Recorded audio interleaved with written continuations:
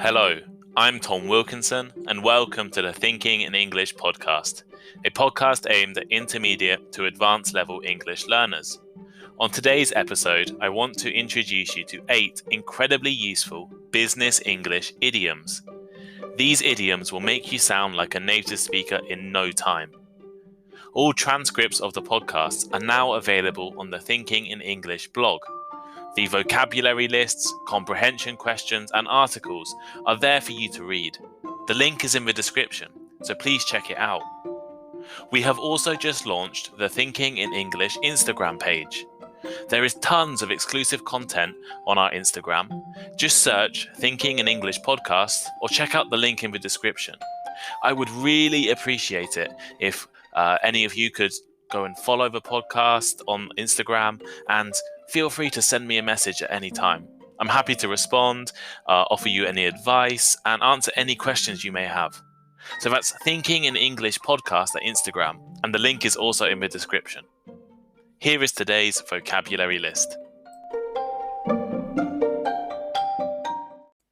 As always, the written list is in the description of the podcast and also on our blog, thinkinginenglish.blog. Crucial. Crucial. Extremely important or necessary. For example, her work has been crucial to the project's success. To appreciate. To appreciate. To appreciate something is to recognize how good someone or something is, and to value him, her, or it. For example, there's no point buying him expensive wines. He doesn't appreciate them. Norm. Norm. A norm is an accepted standard or way of behaving or doing things that most people agree with. Europe has a variety of cultural, political, and ethical norms. Auditor. Auditor. Someone whose job is to carry out an official examination of the accounts of a business and to produce a report. For example, the external auditors come in once a year. Engage in small talk. Engage in small talk.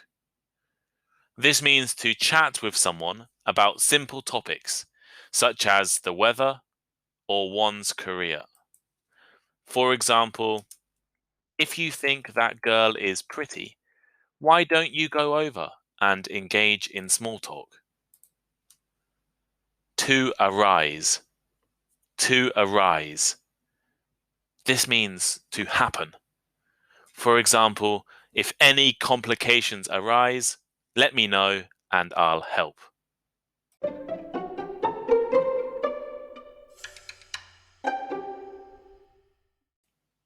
So, I have recently started a Thinking in English Instagram page. If you haven't checked it out already, please do. And follow me while you're over there. One of the main types of content that I'll be regularly posting on the page are idioms. An idiom is a group of words that have a particular meaning that is different from the meanings of each word on its own. For example, to have bitten off more than you can chew is an idiom that means you have tried to do something which is too difficult for you. It has nothing to do with actually biting, chewing, or eating. Learning and studying idioms is one of the best ways to boost your vocabulary and to sound more like a native speaker. Idioms are used all the time in the English language.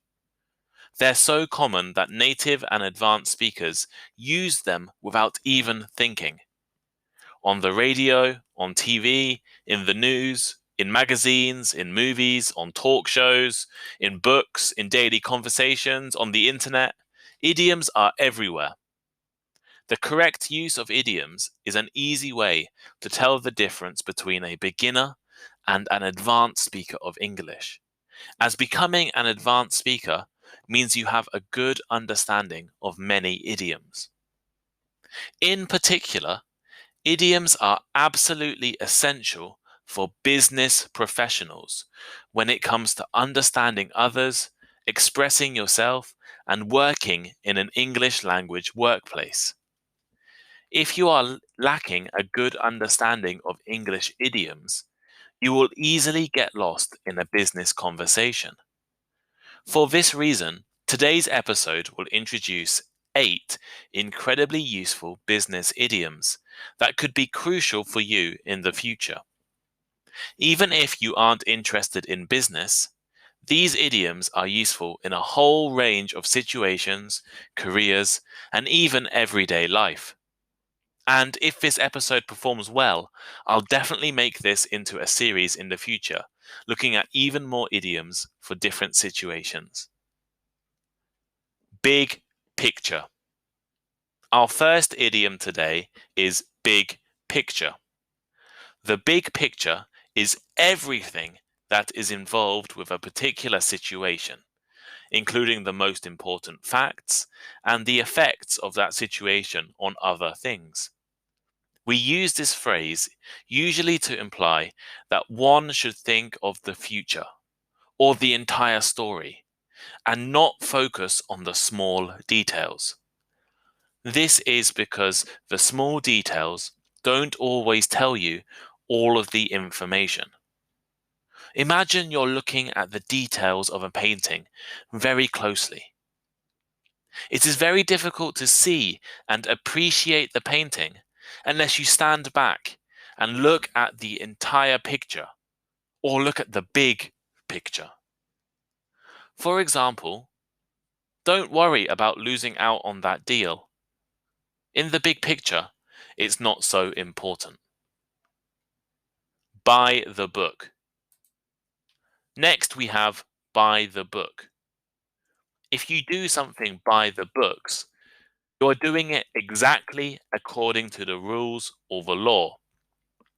These rules could be written in an actual book, but they might be social norms that are widely accepted, even if not written down. For instance, the phrase, "We told our auditors that we do everything by the book," means that we told our auditors we always follow the rules and do everything legally. It can also be used to describe a person who never deviates from what is expected of him, such as he is very by the book. Get down to business. If you get down to business, you stop making small talk and start talking about serious business topics.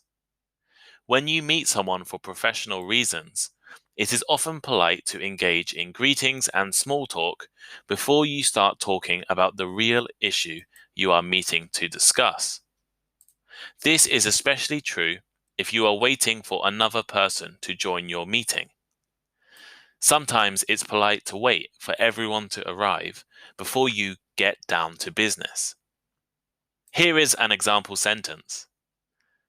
Now that everyone's here, let's get down to business and start with the presentation. Hands are tied.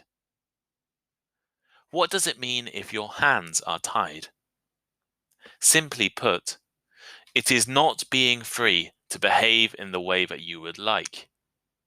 You're unable to act freely because something, such as a rule or law or financial constraint, prevents it. Your boss might say to you, "I'd like to raise people's salaries, but my hands are tied." This means he wants to raise your salary, but can't. Maybe for financial reasons, or because the company executives don't want to.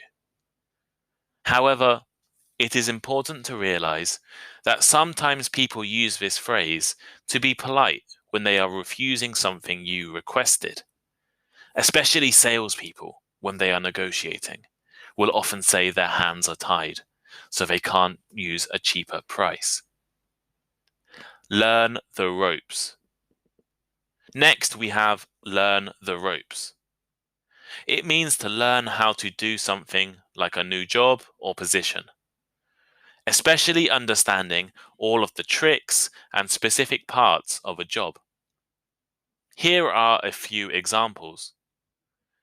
The manager had to learn the ropes before she was handed the responsibilities for all of the teams.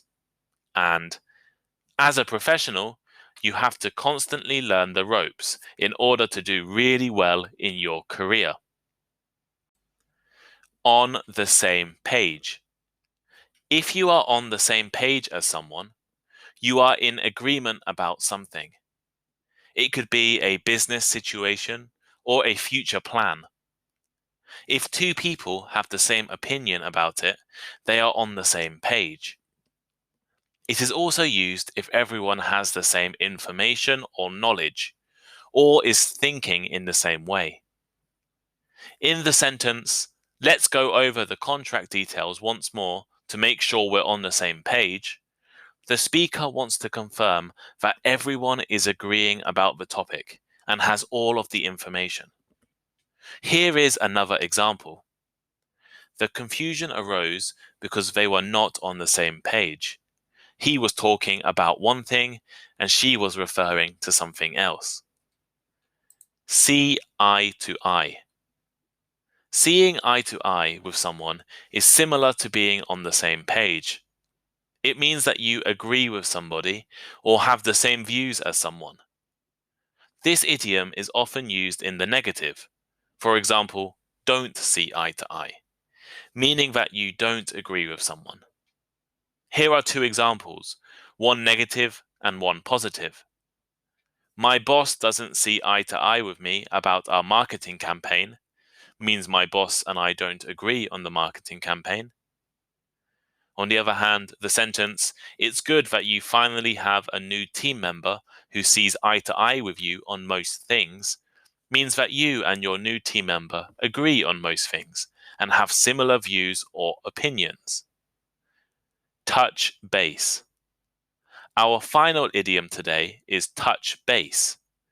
Essentially, it means to briefly make contact with someone. It is to talk to someone for a short time to find out how they are or what they think about something. In business English, it is used when you want to catch up quickly to get some new information or ask a question. For example, I just wanted to quickly touch base with you.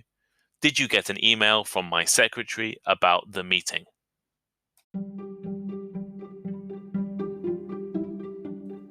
Thank you for listening to today's episode of Thinking in English.